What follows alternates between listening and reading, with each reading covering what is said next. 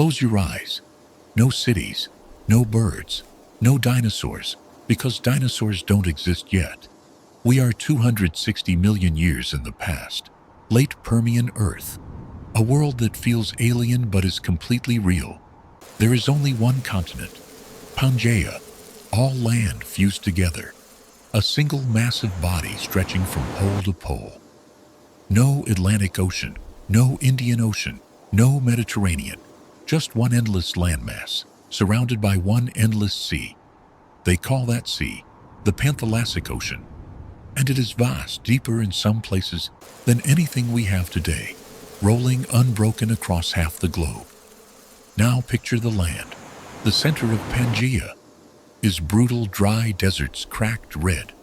Earth sun, pressing down with no shade and no mercy temperatures, swinging violently between seasons, because when you live in the middle of a supercontinent, there is no ocean nearby to moderate anything.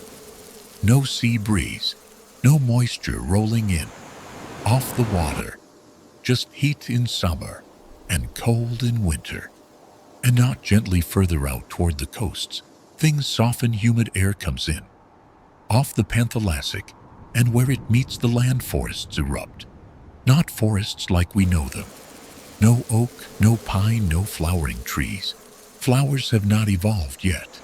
These are forests of giant ferns, towering club mosses, called lepidodendron horsetail trees, rising 30 meters tall. Their trunks smooth and jointed, like green bamboo. Their canopies thin and strange.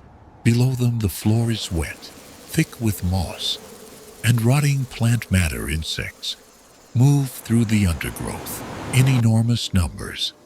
And the insects are enormous dragonflies, with wingspans wider than your hand, spread flat millipedes, the length of your forearm, moving through the leaf litter.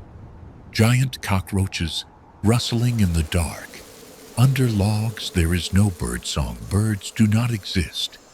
What you hear instead is the low hum and click and scrape of an insect world that has had 300 million years to perfect itself. No grass anywhere. Grass has not evolved. Let that sit for a second. Walk through this world, and the ground beneath your feet is bare soil or moss, or the thick carpet of dead fern fronds, but not a single blade of grass. The skies are clear and immense. The pterosaurs have not evolved either, so nothing flies, except insects, huge and ancient and purposeful. And then there are the animals on the ground. They are not dinosaurs, they are synapsids, and this distinction matters. Synapsids are the group that will eventually produce mammals. They share a common ancestor with us, far further back than dinosaurs ever did in a very real sense. They are more our relatives than any dinosaur is, but they do not look like mammals. They look like something between a reptile and a dog. Low bodies, close to the ground, heavy skulls, sprawling limbs on some more upright, on others, and they come in extraordinary variety. Dimetrodon is the one people know. Long body, short legs, teeth, like steak knives, and that massive sail rising from its back, made of elongated vertebrae, stretched with skin. Some think it was for thermoregulation, warming up faster in the morning sun than a rival could. Others think it was for display, or both. But Dimetrodon is actually early Permian. It is already gone by the time our story really begins. What rules? The late Permian is different. Gorgonopsians.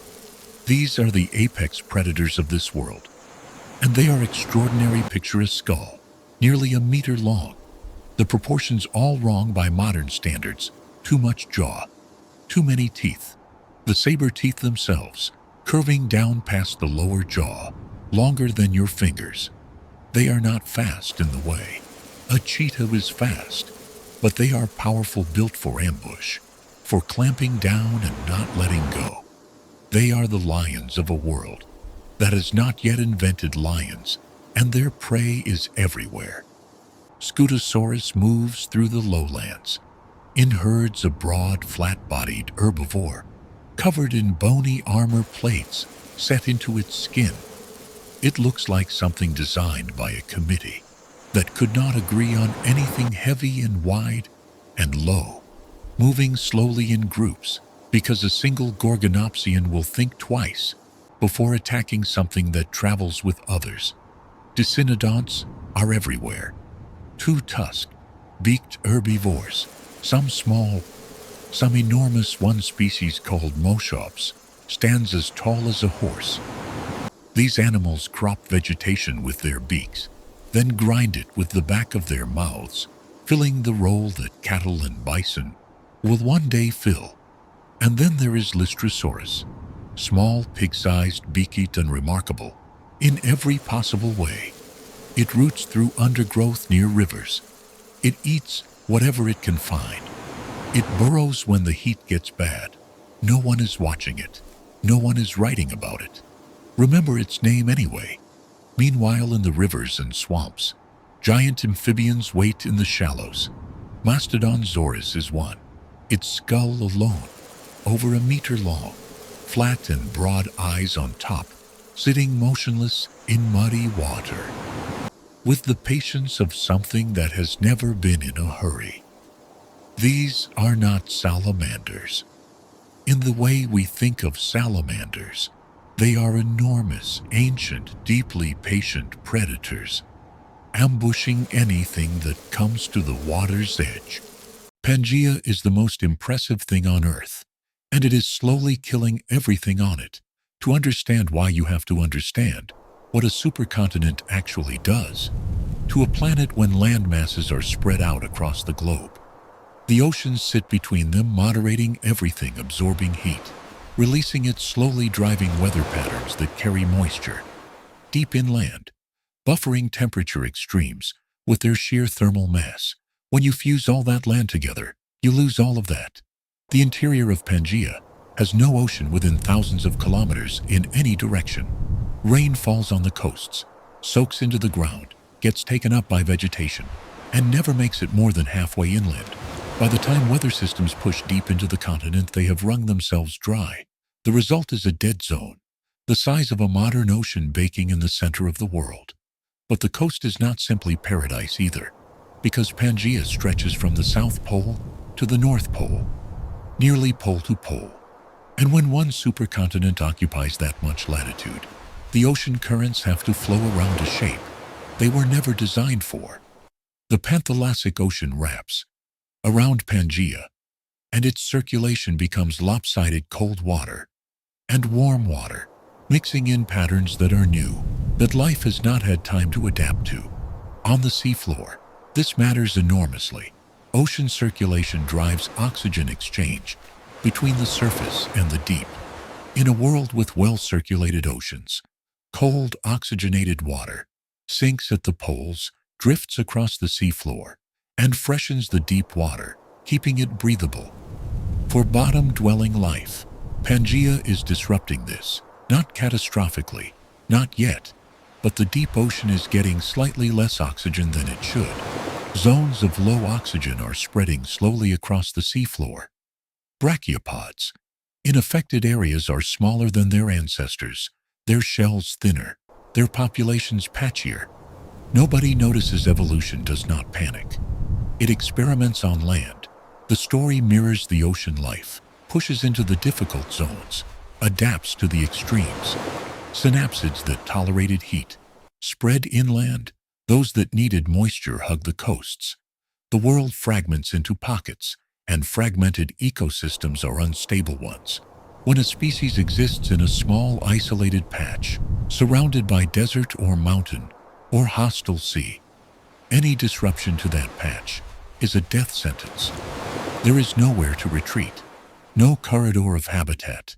To slip into the population shrinks below the threshold it needs to sustain itself and vanishes. This is already happening in the late Permian. Quietly in the margins, some lineages of synapsid are already thinning. Some reef zones already show reduced diversity. Some coastal forests already retreating. None of it dramatic enough to call a crisis. All of it adding pressure to a system that is running out of slack. And Pangaea keeps doing what it does. The interior heats. The monsoons fail. The deserts expand. River systems dry up seasonally. Then permanently soils erode, without root systems to hold them. And the sediment runs into the oceans, clouding the shallow water, smothering the seafloor. The planet is not in balance. It is in a slow lean. And every system on Earth, atmosphere, ocean, soil, forest, is connected to every other system. When one leans, others lean with it. There is a concept in ecology called a tipping point. The moment when a system that has been pushed gradually and gradually and gradually finally shifts to a new state. Not a gradual shift, a snap, like a branch bending under weight, bending more, bending further, and then suddenly gone. Pangaea has been bending the Earth's systems for millions of years, and now something new is about to add its weight. Something vast and hot, and buried just below the skin of the world. To understand what is about to be lost, you have to understand what the Permian actually built. Because this is not a simple world. It is not a world of one or two dominant animals. The way people sometimes picture prehistoric Earth. It is layered, complex, finely tuned, the product of hundreds of millions of years of trial and error. Let's start in the ocean because that is where complexity is greatest.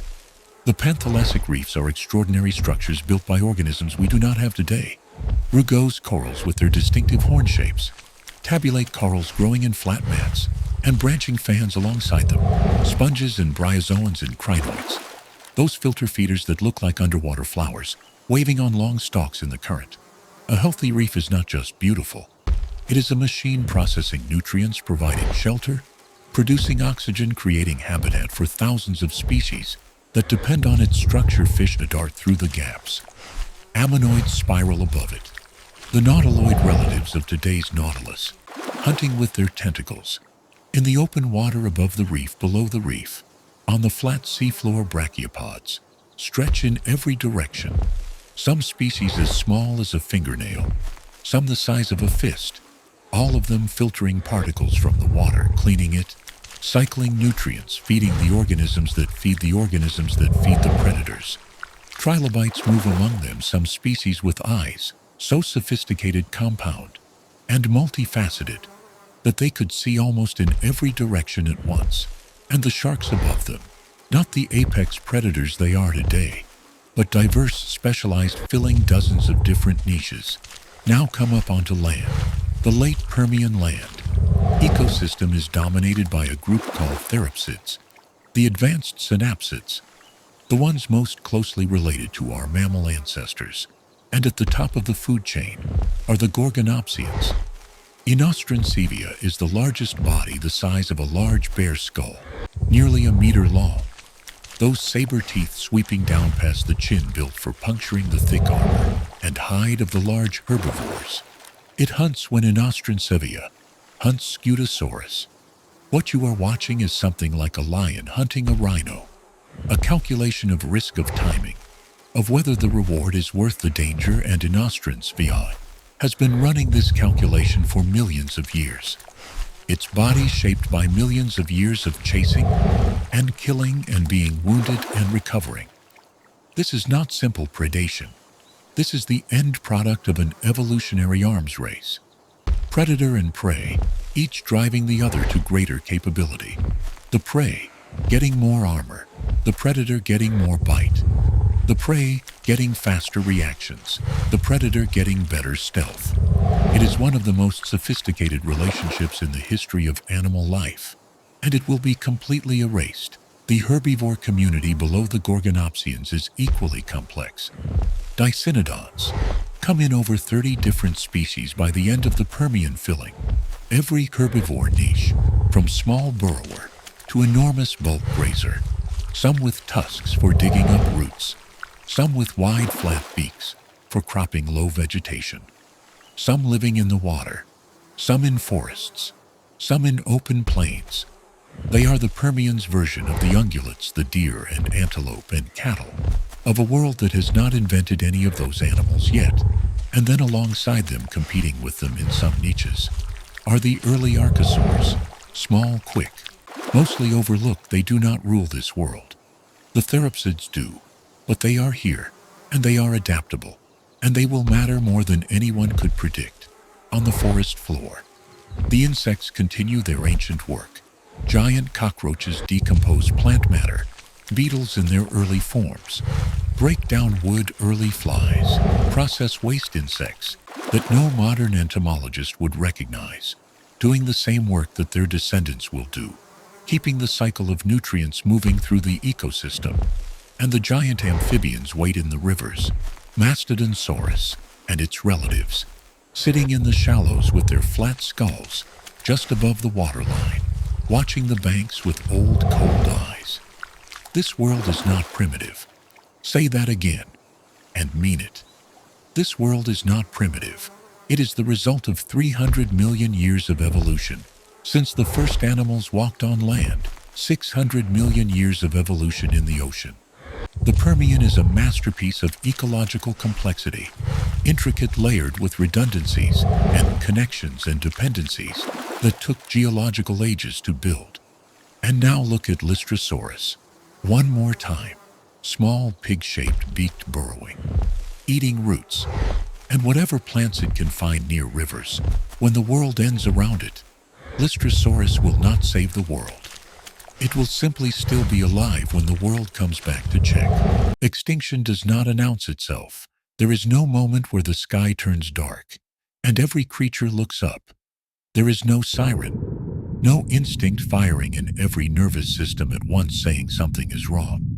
It starts the way all the worst things start. Quietly, volcanic activity increases. In what will one day be eastern Russia, small eruptions, lava flows. In a remote region that nothing large lives near, ash plumes that reach the upper atmosphere and then disperse, filtering the sunlight, slightly cooling the surface by a fraction of a degree for a few months, then clearing. Animals adjust without knowing they are adjusting. They move slightly, eat different plants, follow different water. Then it warms back up, then a little warmer than before. Carbon dioxide levels begin rising slowly. The kind of change that takes tens of thousands of years to become measurable in rock, but measurable. It will become the oceans absorb some of it the way oceans always do. That vast, slow chemistry, drawing carbon down from the air, into the water, into shells, into seafloor sediment. But absorption has limits. The more carbon dioxide dissolves into seawater, the more acidic the water becomes. And acidic water is a problem for anything that builds a shell. Brachiopods in equatorial zones start showing thinner shells in the fossil record. Some species disappear from regions where they were once common. The reef builders begin to struggle in patchy areas, near the equator where the water is warmest. This is still not a crisis. It looks like normal variation, the kind of fluctuation that the Permian has weathered dozens of times. Some reefs bounce back. Some species fill the gaps left by others. Evolution keeps running its experiments, but deep below the surface of Siberia, something is not a fluctuation. A mantle plume, a column of superheated rock, rising from deep within the earth, driven by convection currents in the mantle. It has been rising for a long time, pushing against the underside of the crust, building pressure, building heat, melting the base of the crust from below. And the crust here in this particular location is not sitting over empty rock. It is sitting over something extraordinary. Hundreds of millions of years of dead organic matter compressed into coal seams, thick with ancient carbon, layer after layer after layer, buried and preserved and stacked alongside limestone deposits, holding billions of tons of carbon bound into calcium carbonate. When the mantle plume finally breaks through, it will not erupt the way a normal volcano erupts. It will rip open the earth across a region larger than modern Europe, and the magma will not just pour out over the surface. It will punch up through those coal seams, through that limestone, cooking it, vaporizing it, turning hundreds of millions of years of stored carbon into atmospheric carbon dioxide. In an eye blink of geological time, the fissures will not open for another few thousand years. But on the surface, in the forests of the late Permian, in the reefs of the Panthalassic, Something is already off. The temperature at the equator is half a degree higher than it was 100,000 years ago. Some forests that were wet are now seasonally dry. Some rivers that ran year-round now stop in summer. A species of brachiopod that covered thousands of square kilometers of seafloor is now patchy, sporadic, thinner. And somewhere in a river valley, in the middle of Pangaea, a Lystrosaurus digs at the dry ground looking for a root. It does not find one, it moves on. And beneath the soil beneath its feet, the planet is not sleeping. It is loading. And when it fires, it will not fire for a year, or a decade, or a century. It will fire for 200,000 years. And the world that exists after will not resemble the world that exists now. Not even slightly. Deep beneath what is now Siberia, something has been building for a long time. Not years, not centuries, millions of years. A mantle plume, a column of superheated rock, rising slowly from deep within the earth, driven by convection, by the simple fact that hot things rise. And this particular column has been rising, and pressing against the underside of the crust, like a thumb pushing up against a sheet of ice. The crust above it is thinner than it should be, and what sits inside that crust, directly in the path of the rising magma, is the reason this event becomes something different from any eruption before it. Buried beneath Siberia, layer upon layer, pressed down by millions of years of sediment above, are coal seams, thick, ancient, enormous carboniferous forests that died and compressed over 300 million years. Their carbon locked away in black rock strata, running through the crust, like veins alongside them. Limestone formations, the compressed shells of billions of ancient sea creatures holding enormous quantities of carbon in calcium carbonate form. When the mantle plume finally punches through, it does not just erupt at the surface. It rips upward through those coal seams, through that limestone, cooking it flash, vaporizing it, converting hundreds of millions of years of stored carbon into atmospheric gases in what is, geologically speaking, a single violent exhale. The eruptions themselves are not like any volcano you can picture. There are no mountains here, no single cone of rock building skyward. Instead, the crust fractures along thousands of fissures, cracks, running for hundreds of kilometers. And through those cracks, lava simply pours out, floods of it. Not explosively, but relentlessly, like a wound that will not stop bleeding. This is what geologists call a large igneous province, or a flood basalt event. The Siberian traps, from the Swedish word trappa, meaning stairs, because when the lava flows, stack on top of each other, layer after layer after layer, they create step-like formations in the landscape, and they are enormous. The area covered is roughly 7 million square kilometers larger than the continental United States, and in some places, the basalt is 3 kilometers thick. 3 kilometers of lava laid down in pulses over the course of roughly 200,000 years. To understand that timeline, in human terms, if you compress those 200,000 years into a single day, each pulse of eruption would last a few minutes. Brief, regular, relentless 200,000 years of this. And the lava is almost not the point. The gases are the point. Every volcanic eruption releases gases alongside the lava. Sulfur dioxide, carbon dioxide, water vapor, halogens, like chlorine and fluorine.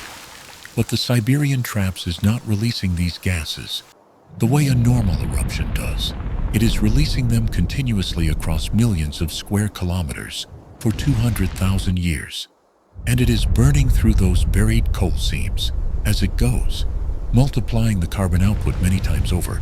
Estimates vary, but scientists believe the Siberian traps released somewhere between 10,000 and 40,000 gigatons of carbon dioxide into the atmosphere.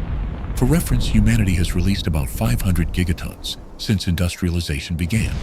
So picture somewhere between 20 and 80 times everything we have ever emitted, compressed into 200,000 years.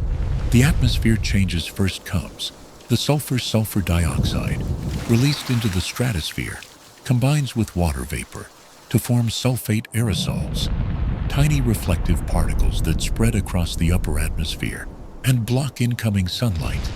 This causes rapid cooling, not gradually, sharply. Within years of major eruptive pulses, global temperatures drop significantly. Winters extend, growing seasons, and collapse. Plant communities that had adapted to late Permian temperatures suddenly find themselves frost-stressed, and then the sulfur rains out. Sulfate aerosols do not stay in the atmosphere forever. They fall back to Earth, dissolved in water, as sulfuric acid rain, not the mild industrial acid rain of the 20th century. Something fundamentally different in concentration and scale. It strips the waxy cuticle from leaves, the cuticle that plants use to regulate water loss and gas exchange. Without it, a plant cannot function properly. Forests that survive the cold pulse begin dying from the acid, and then the cold pulse ends. Because the sulfur clears faster than the carbon dioxide does, sulfur falls out of the atmosphere within years. Carbon dioxide does not, it accumulates. And carbon dioxide is a greenhouse gas. So the pattern becomes this: eruptive pulse releases sulfur, and CO2 sulfur causes rapid cooling.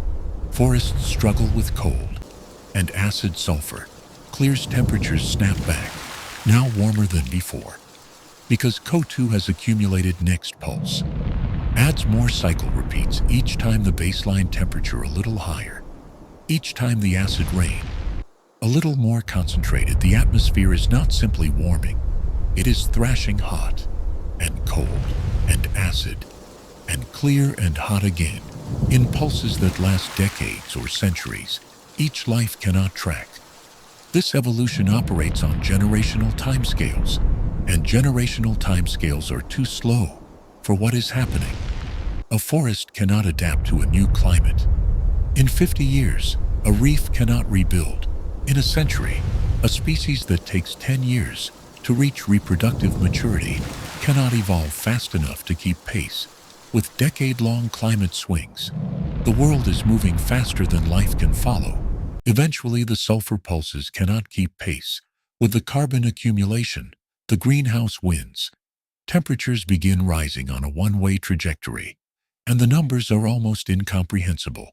Before the extinction, global average temperatures are already warm, by modern standards, perhaps 4 or 5 degrees Celsius above our current baseline. During the peak of the Permian Triassic extinction, temperatures rise an additional 8 to 10 degrees Celsius. On top of that baseline, some estimates push higher. At the equator, ocean surface temperatures may have reached 40 degrees Celsius. 40 degrees. This is the temperature of a fever in a human body. It is the temperature of a hot bath. It is the temperature at which proteins in living cells begin to denature, at which reproduction becomes physiologically impossible. For most animals, the tropics become a dead zone, not metaphorically, not poetically. The fossil record shows that species that were abundant at the equator in the latest Permian simply stop appearing in the earliest Triassic. Their remains are found further toward the poles, concentrated in bands of latitude, where temperatures remain survivable. Like passengers crowding toward the back of a sinking ship, the poles themselves become the last refugi, cold enough to remain livable, cool enough for photosynthesis to function, but they cannot absorb the displaced populations of an entire planet. Food chains fail. From the bottom, plants fail first, because photosynthesis has limits, because acid rain destroys leaves, because the temperature swings prevent stable growing seasons, because the ozone layer is being depleted by the halogen gases from the eruptions, and ultraviolet radiation is punching through to damage DNA in plant tissues. When plants fail, the herbivores that depend on them fail, not instantly, not all at once, but in cascading waves of starvation. Large animals need more food than small ones. A gorgonopsian needs to kill regularly to sustain its body mass. When prey animals become sparse, it cannot downshift its metabolism fast enough to survive. The predators feel the collapse last, but they feel it hard, and there is nowhere to migrate to, because Pangaea is a single landmass, and the equatorial belt of unlivable heat cuts right through its middle, dividing northern populations from southern ones, stranding species in shrinking habitable zones, too hot in the center, too sparse at the edges. The world is not exploding. It is compressing everything that could live on Earth, slowly being squeezed into less and less space, on less and less food, in less and less breathable air. While the land burns, the oceans are dying a different death. A quieter one, a more complete one. Warm water holds less dissolved oxygen than cold water. This is basic chemistry, the same reason a cold mountain stream runs clear and full of life, while a warm, stagnant pond sits thick and empty as ocean surface temperatures rise. Oxygen levels in surface water fall, but the surface is not the real problem. The real problem is circulation. Healthy ocean circulation works like this. Cold, dense water sinks at the poles, travels across the seafloor toward the tropics, slowly rises as it warms, and returns poleward at the surface carrying oxygen to the depths as it goes.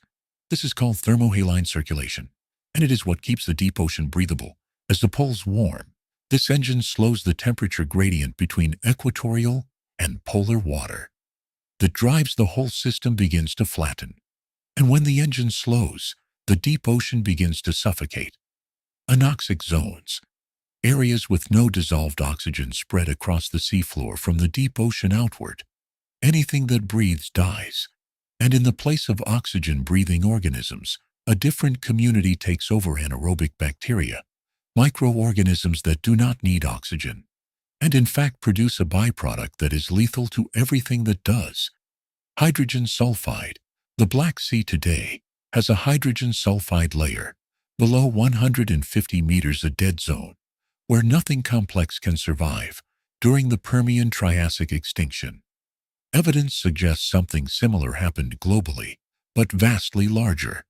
The geological record shows it in the carbon isotopes in the presence of specific biomarkers called isorenyaratan molecules produced only by the green sulfur bacteria that thrive in hydrogen sulfide rich conditions, molecules that have no business being in open ocean sediments but are found there in Permian Triassic boundary rocks around the world. This tells us that the hydrogen sulfide layer was not a local feature. It was global, and it was rising toward the surface. Some researchers have proposed that hydrogen sulfide vented into the atmosphere, a colorless gas with the smell of rotten eggs that is lethal to aerobic life at concentrations of a few hundred parts per million. Not everywhere, not all at once, but in coastal zones, in areas where the sulfitic water upwelled against the shore. The air itself may have become poisonous. The reefs are already gone by this point. They began collapsing as soon as the ocean chemistry shifted: acidification, dissolving the carbonate minerals that build coral skeletons, the warming making bleaching events near constant, rather than sporadic anoxia, killing them from below. As the dead zones rose, brachiopods that had covered the seafloor for 400 million years vanished from the record over a span measured in thousands of years. Thin, patchy, then absent, the nautiloids disappear from most regions. The ammonoids are devastated, losing almost every species, though a handful cling on, and will eventually radiate again in the Triassic trilobites, those extraordinary ancient arthropods with their compound eyes and their segmented bodies that had been present in every ocean for 270 million years, that had survived the Ordovician extinction and the Devonian extinction, that had watched entire geological periods come and go, are erased completely. Not reduced, not thinned, gone. The last trilobite dies somewhere in the late Permian, and nothing marks the moment, nothing mourns it. The ocean floor goes quiet, not peaceful, quiet, empty, quiet. There is a layer in the rock, geologists call it the Permian Triassic boundary. You can find it exposed in cliffs and canyon walls, in China and Greenland and Italy and Australia. A thin band of rock, usually dark, sometimes greenish, a few centimeters thick.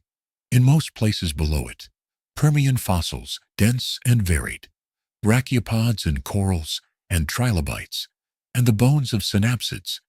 The record of a full and complex world above it, almost nothing. The transition is not gradual. It is not a gentle thinning of diversity over millions of years. It is a wall. The fossils stop, and scientists have measured what happens in that thin, dark layer.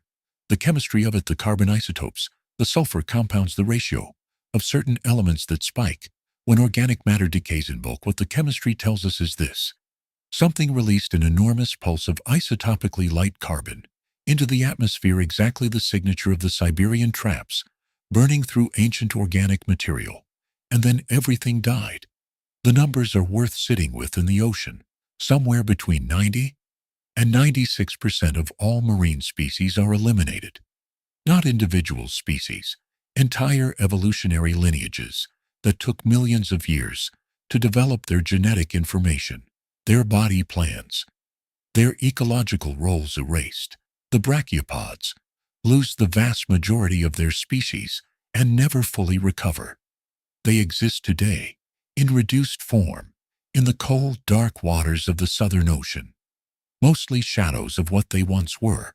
The corals that built Permian reefs go extinct entirely. Rugose and tabulate corals, both groups completely gone.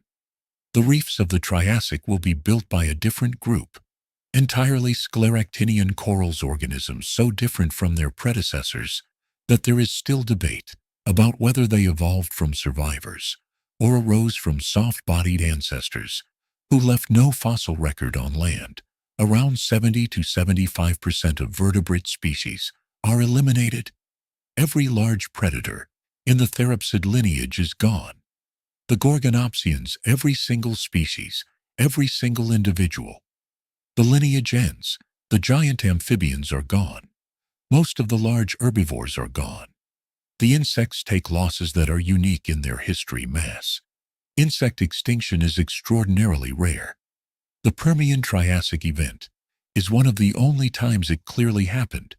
And even the insects, those survivors of everything, those ancient, unstoppable colonizers of every habitat on Earth, lose significant diversity here. What is left is a simplified world, a world of generalists of small things, of opportunists of organisms, whose strategies happen to work in a landscape stripped of the rules they were built to follow. The Great Dying is not the largest extinction event in terms of raw biodiversity lost. The Ordovician took a comparable percentage of marine species, but the Permian Triassic extinction is considered the worst because of what it destroyed. Not just species counts, but the ecological architecture that life had built. The reef ecosystems gone, the complex food webs gone, the intricate co-evolutionary relationships between predator and prey, built over millions of years, gone. The Ordovician extinction hit a simpler world, a world still building its complexity. The Permian extinction hits the most complex world that has ever existed up to this point, and nearly levels it. After the peak of the extinction, what remains is not a world in recovery. It is a world in shock. The early Triassic, the 5 or 10 million years immediately following the boundary, is one of the strangest intervals in the entire fossil record. Ecologists have a term for what happens to ecosystems after catastrophic disturbance. They call it disaster fauna. Organisms that normally exist in low numbers, held in check by competition and predation, suddenly find themselves in a world where the competition is gone. The predation is gone. The ecological structure that constrained them is gone. And they bloom. Lystrosaurus is the most famous example on land. We will return to it, but in the ocean the disaster fauna tells a particularly bleak story. Microbial mats.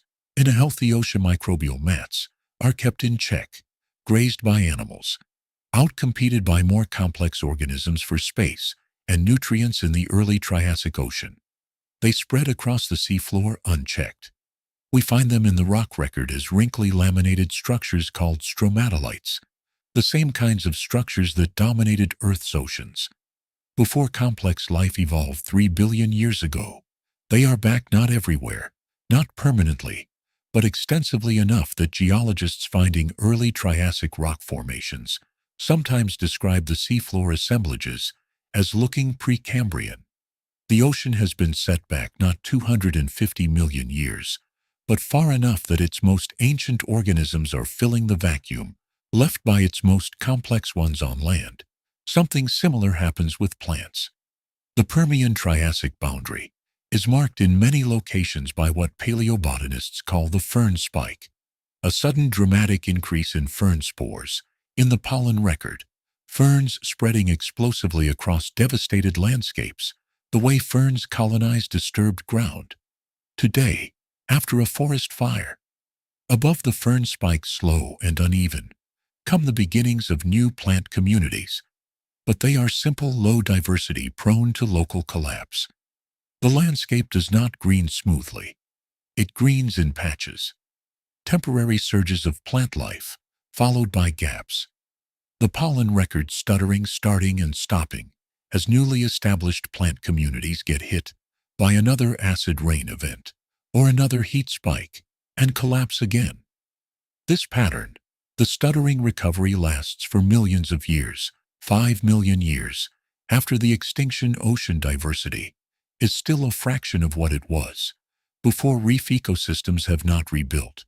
Food chains are short and simple. The Earth is quiet in the way that an operating room is quiet. Not peaceful, suspended, but something survives, not just Lystrosaurus, though Lystrosaurus earns its chapter. Survival in a mass extinction is not random, and it is not about being the strongest or the fastest, or the most complex. The traits that predict survival in the Permian-Triassic extinction are consistent, and they tell a clear story about what the event was actually selecting for: small body size. Large animals have higher metabolic demands. They need more food to maintain their body temperature, more space to find that food, longer breeding cycles that make rapid generational adaptation impossible. The survivors on land skew dramatically: small organisms that could subsist on less, that could forage across a smaller territory, that could breed fast enough to track the rapidly shifting environment. Even slightly dietary flexibility. Specialist feeders, animals whose bodies are tuned to a specific food source, die when that food source dies.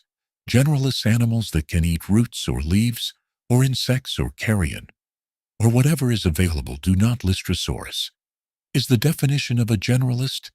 Its beak can crop vegetation. Its teeth can process a range of plant material.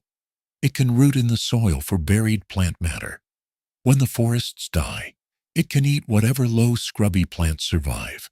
The ability to burrow the surface environment during the extinction is lethal in multiple ways.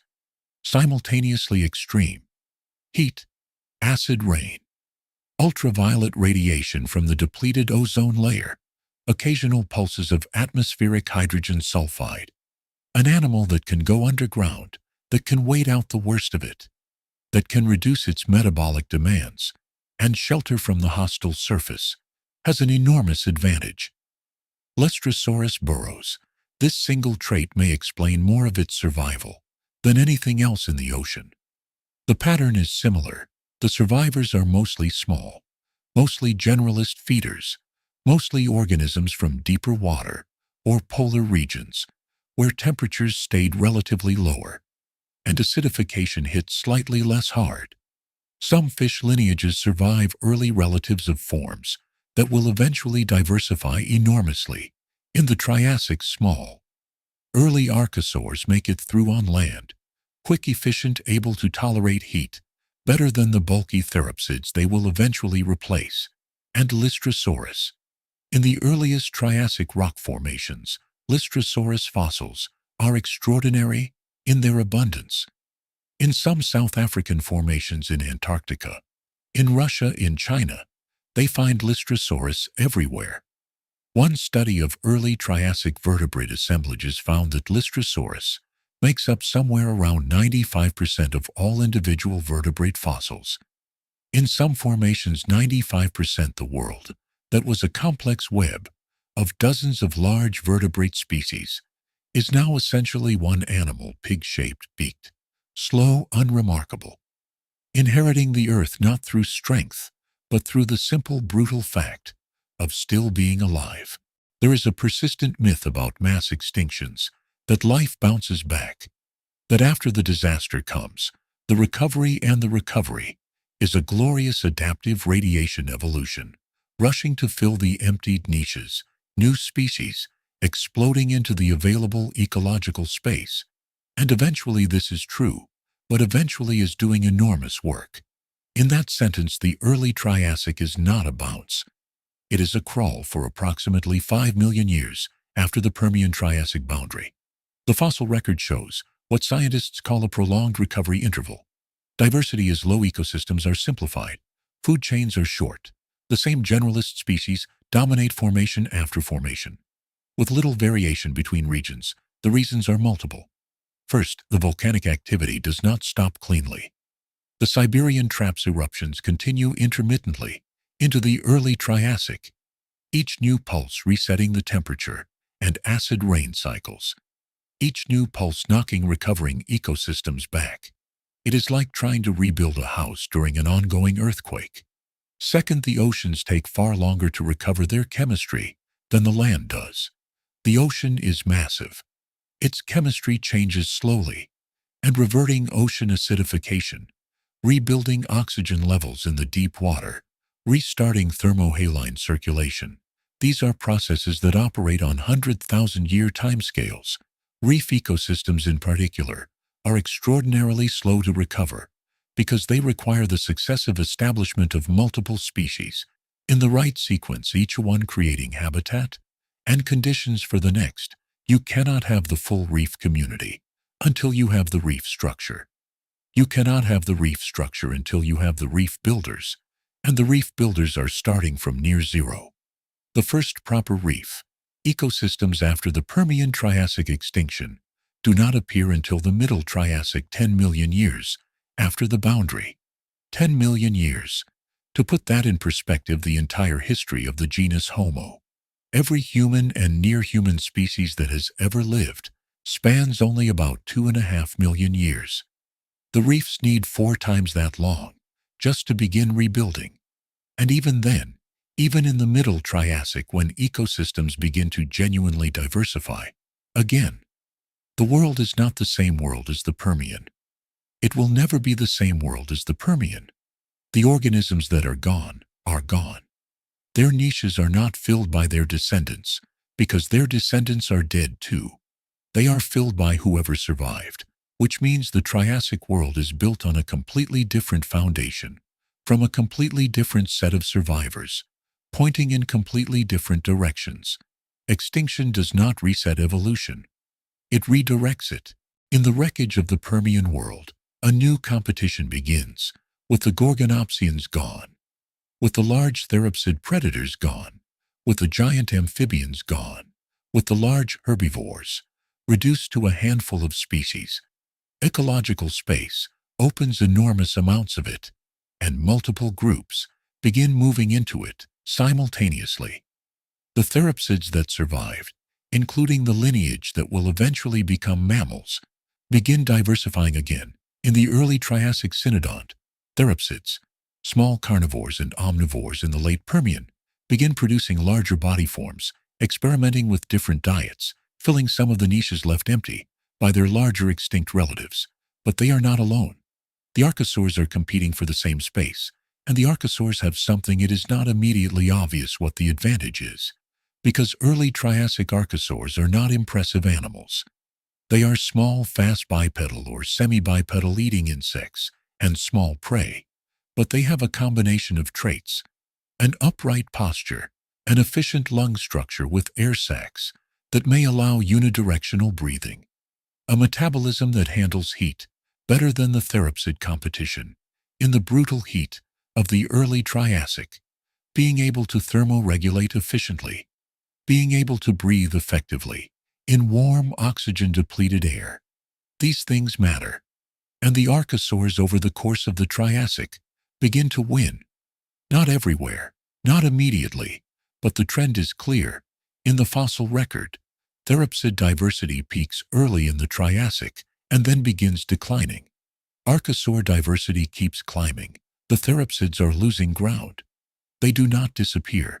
The cynodont lineage persists and eventually produces the first true mammals, small nocturnal creatures that will spend the entire dinosaur age hiding in burrows, waiting for their moment.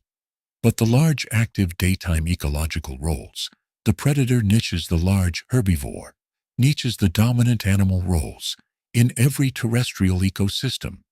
Those go to the archosaurs, and out of the archosaurs, one lineage begins to show something special.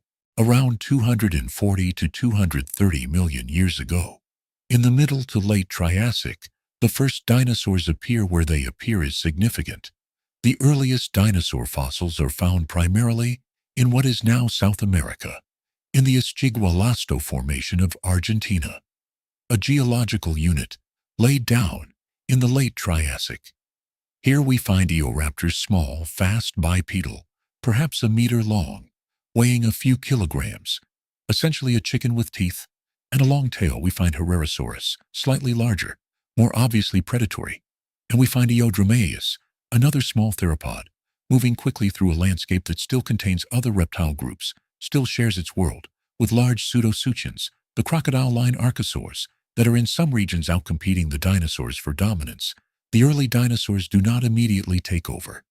This is the part that surprised people. The Triassic world does not hand itself to dinosaurs. For much of the Triassic, the dominant large land animals are not dinosaurs. They are other archosaurs. The Oetosaurs, large armored herbivores, and the Rauisuchians, large upright predators. The dinosaurs exist alongside them, filling smaller niches, staying fast and mobile and opportunistic. And then at the end of the Triassic, another extinction event happens, smaller than the Permian-Triassic extinction, but significant. The Triassic-Jurassic extinction, around 201 million years ago, takes out many of the competing reptile groups. And when the dust settles, the dinosaurs are the ones still standing, not because they were strongest, not because they were most complex, but because their body plan, their efficient upright posture, their potential for varied body size, their respiratory efficiency allowed them to survive and diversify, while their competition could not. The Permian extinction created the empty stage. The Triassic extinction pulled back the curtains, and the dinosaurs walked into the light. Here is the part that keeps paleontologists up at night. The Permian-Triassic extinction almost went further.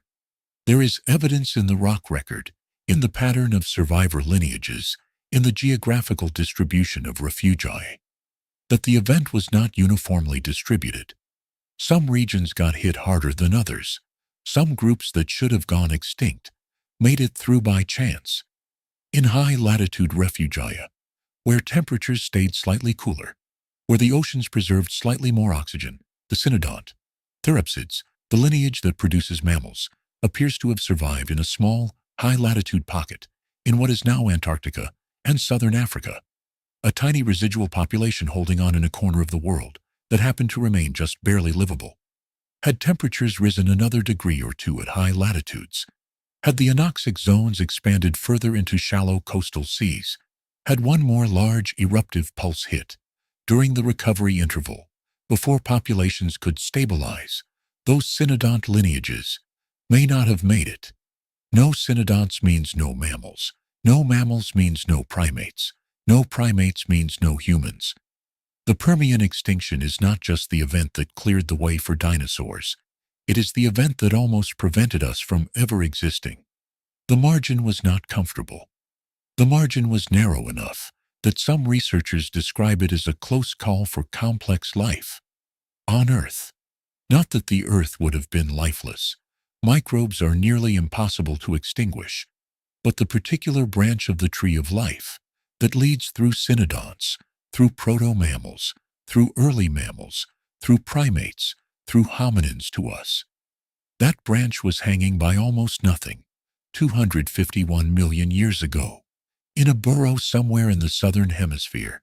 Something small and beaked and warm-blooded waited out the worst night the Earth had ever experienced, and when it came out the world it found was barely recognizable. But it was there. None of the story in these chapters comes from guesswork. It comes from rock. Geology is not a science of imagination. It is a science of patience and chemistry, and the understanding that the Earth over billions of years has been keeping perfect records.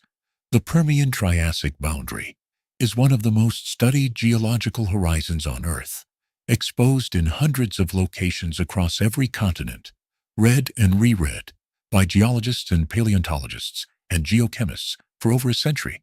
Here is what they find and how they find it.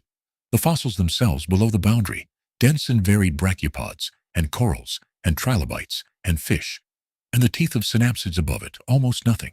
Then slowly Lustrosaurus. The transition is so abrupt that early geologists, before they understood the mechanisms, called it the Great Break. In the fossil record, a wall in time that separated two entirely different worlds. The carbon isotopes. Carbon exists in different forms, called isotopes carbon-12 and carbon-13. The most common, carbon-12, is lighter and preferred by biological processes. Organic matter is enriched in carbon-12. When you burn organic matter, or when volcanoes push through organic-rich rock, you release carbon-12 into the atmosphere, and this shifts the ratio of carbon-12 to carbon-13 in ocean sediments, where carbonate minerals are constantly forming at the Permian-Triassic boundary. There is a massive negative carbon isotope excursion, a sudden drop in carbon-13 ratios recorded in marine sediments around the world. This is the chemical fingerprint of the Siberian traps burning through coal and organic matter.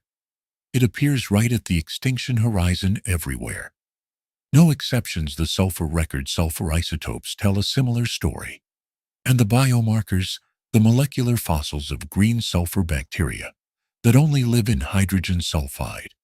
Rich conditions appear in deep water sediments at the boundary, evidence that the oceans did indeed go sulfidic, that the dead zones did expand to the degree the models predicted. The mercury volcanoes release mercury.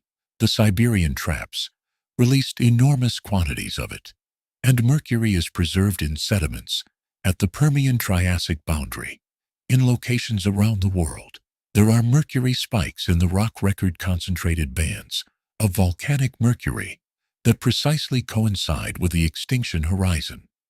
This is the smoking gun, not a metaphor, the actual chemical residue of the eruptions still sitting in the rock 251 million years later. The planet keeps receipts. There is a particular grief that comes with understanding marine extinction events, because the ocean is not one thing.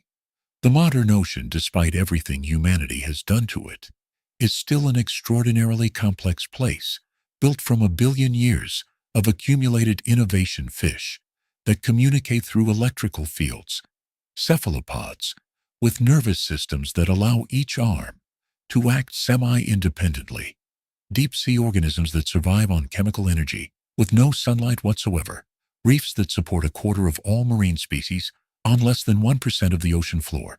All of this complexity, all of these solutions to the problem of living in water, required the full span of animal evolution to build. The Permian Ocean was the most complex ocean that had ever existed, and the Permian-Triassic extinction did not just remove species from it, it removed the ecological architecture. A reef is not a collection of species. It is a city. The coral is the building material. The reef fish are the residents. The cleaning stations where small fish pick parasites from larger ones. The nocturnal predators. The day shift herbivores. The plankton feeders and the sand sifters. And the ambush predators hiding in crevices. Each of these depends on the others, not loosely but tightly. Specifically, remove the reef structure, and the reef fish have nowhere to live. Remove the herbivores, and algae overgrows the reef and kills the coral. Remove the planktivores, and the plankton blooms and blocks the light. It is not a food chain. It is a web, with hundreds of nodes, all interdependent. When 90% of the species in that web are removed, the web does not thin. It collapses and rebuilding. It takes 10 million years. What exactly was in that Permian Ocean that we will never know? What solutions evolution had found? that we have no record of what body plans existed, what behaviors, what ecological relationships we have, the shells and the bones. We do not have the animals. We never will. The Siberian traps is not a regular geological event. Large igneous provinces require specific conditions. A large mantle plume, a relatively thin section of crust, and in the case of the Permian specifically, an enormous reservoir of burnable organic material. In exactly the wrong place they happen, but rarely the geological record preserves several the Deccan traps. In India, active around the time of the end Cretaceous extinction, contributing to the environmental stress that the asteroid impact, then finished the Central Atlantic magmatic province, connected to the Triassic-Jurassic extinction event. But they are not common, not predictable, not something operating on human timescales. So the Siberian traps is not coming back, but the processes that made it so deadly. Those are familiar ocean acidification from excess carbon dioxide, happening now, measurable now. Coral bleaching events, increasing in frequency and severity. Brachiopods, and oysters, and pteropods. Small marine snails at the base of polar food chains already showing shell dissolution in acidifying water. Ocean warming reducing dissolved oxygen in surface water, expanding low oxygen zones. In the deep ocean, these dead zones have doubled in size since the 1960s, doubling in area, quadrupling in volume, disruption of thermohaline circulation. The very system whose slowing contributed to deep ocean anoxia in the Permian is measurably weakening the Atlantic meridional overturning circulation, the engine that keeps northern Europe warm, and drives North Atlantic mixing, showing signs of slowing in ways that have not been observed in historical records. The Permian is not a warning because it will happen again, the same way it is a warning because it shows us the mechanism. Excess carbon in the atmosphere is not just a warming problem. It is an ocean chemistry problem. It is a circulation problem. It is a food web problem. It is a recovery time problem. The Permian Triassic extinction took 5 to 10 million years to recover from, not 5 to 10 years, not 5 to 10 centuries, 5 to 10 million years. The Earth does not care about human timescales, and the processes we are accelerating do not operate on human timescales either. Ask anyone to name a mass extinction. They say the asteroid, the Cretaceous Paleogene extinction 66 million years ago, the one that killed the non-avian dinosaurs, and it was devastating. It killed around 75% of all species. It transformed the Earth. It handed the world to the mammals, and eventually to us. But the Permian Triassic extinction, at 90 to 96% of marine species, at 70 to 75% of land species, at virtually total ecosystem collapse, and a 5 to 10 million year recovery, is categorically worse. So why does the asteroid get all the attention? Partly, it is about drama.